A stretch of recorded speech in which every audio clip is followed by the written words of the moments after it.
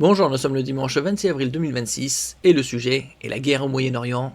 Le Premier ministre Sébastien Lecornu qui demande 4 milliards d'euros au moins, voire 6, à l'heure actuelle.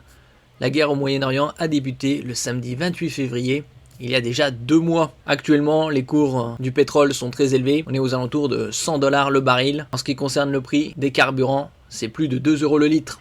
Selon Sébastien Lecornu, le coût total de la crise au Moyen-Orient pourrait représenter au moins 6 milliards d'euros à date. La guerre au Proche et Moyen-Orient et le blocage du détroit d'Ormuz, par lequel transite 1/5 du pétrole mondial et 1/4 du gaz notamment, ainsi que des milliers de tonnes d'engrais pour l'agriculture et de l'hélium utilisé pour la high-tech, ont des répercussions immédiates sur notre pays. Dans un courrier adressé mardi 21 avril à ses ministres et consulté par France Info, le Premier ministre Sébastien Lecornu demande à son gouvernement de mettre en œuvre 4 milliards d'euros d'économies supplémentaires afin de faire face à la guerre au Moyen-Orient. Le comité d'alerte des finances publiques qui se réunira à ce jour tirera les conséquences des impacts économiques et budgétaires de la guerre au Proche et Moyen-Orient et sa durée dans le temps.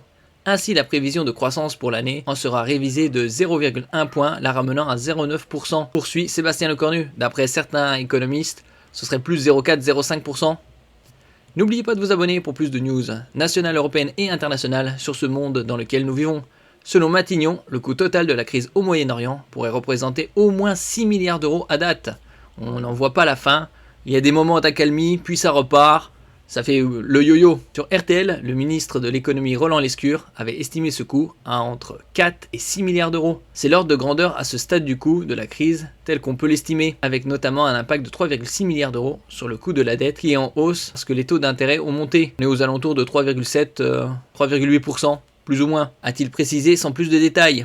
Concernant les mesures d'économie supplémentaires, le patron de Bercy s'est voulu rassurant. On ne va rien annuler, mais on peut être amené à prendre des mesures de précaution. Dans le langage technique, ça s'appelle du gel. On gèle des dépenses qu'on peut ensuite dégeler si ça va mieux, a détaillé Roland Lescure, ministre de l'économie.